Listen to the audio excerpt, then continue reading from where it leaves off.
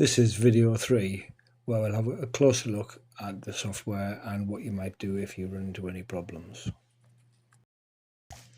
Before we start looking at the software, let's have another quick look at the charging storage case for the loggers.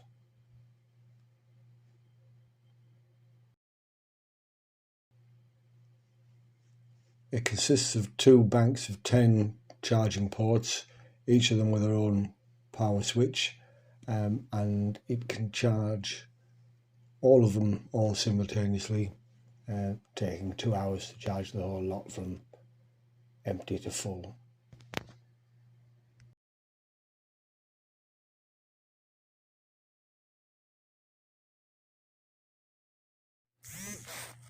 All of the components in the box are mounted on an aluminium heat sink in order to manage the heat. And as it says on the box lid, charge these with the box lid open. It's also a good idea to switch off the individual power supply for loggers that have already been charged. There's no point recharging them over and over again when we're not using them.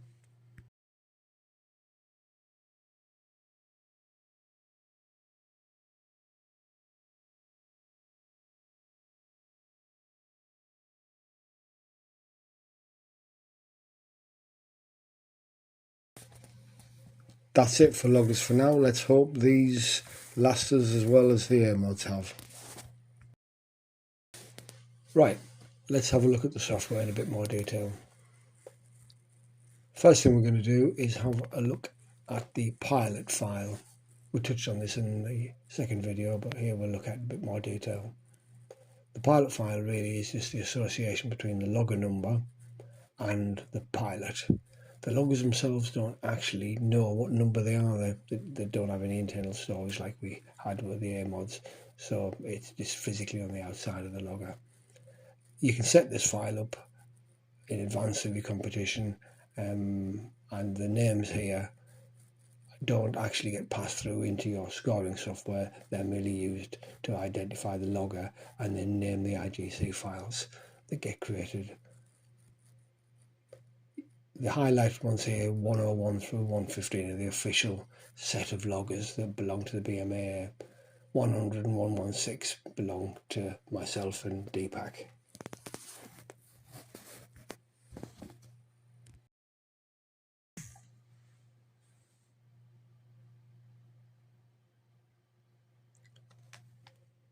Right, let's download some data and look at the process in a bit more detail. So let's select our championship.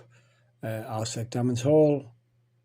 See here, the directory already exists. It hasn't deleted it and recreated it. It's just using the data that's in there, which is what you want. We can select our task number. The task numbers are 1 to 10. They're hard-coded. We can add some more if we need to in the future.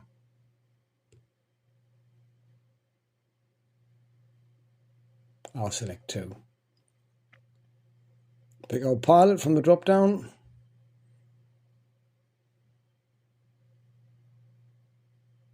Let's go for lorry this time.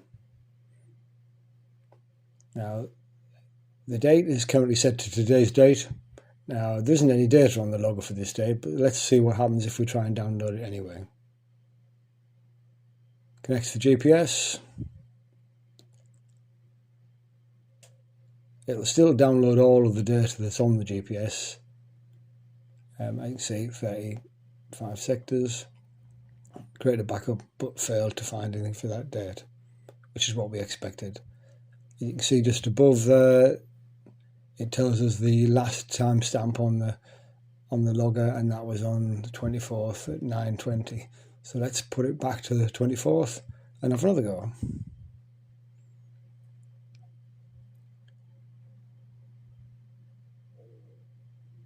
Goes through the same process and creates a file for lorry in the IGC file directory. Right, let's have a look at some of the files created. First one, this raw binary file. This is really just an image of the data that's copied from the GPS. We store it on disk here rather than in memory because it can be quite large when the GPS is full. Secondly, we've got this debug file, which is just really a session history. So this is what commands you put in and what you actually did. In order to mirror the functionality of Friedel, we also have a human readable backup file. Each of the loggers has a directory by number, and in here you'll see all of the data that's been taken off the logger. This is in a human readable form. You'll see here that what we have here is the record data turned into IGCB format records, lots of them, but we've prepended the date of the record on the front of the record in order to cope with the fact that we'll have many days worth of data in here potentially, and IGC files don't support multiple days.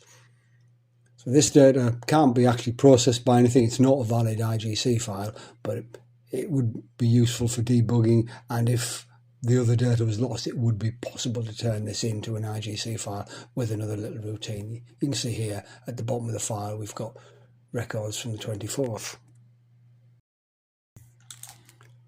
And these records match the timestamp of the last stamp shown here in the information window for the backup file.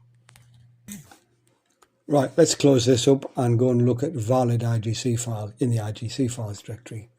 Let's pick one of these. We'll pick Lois again. Let's open this.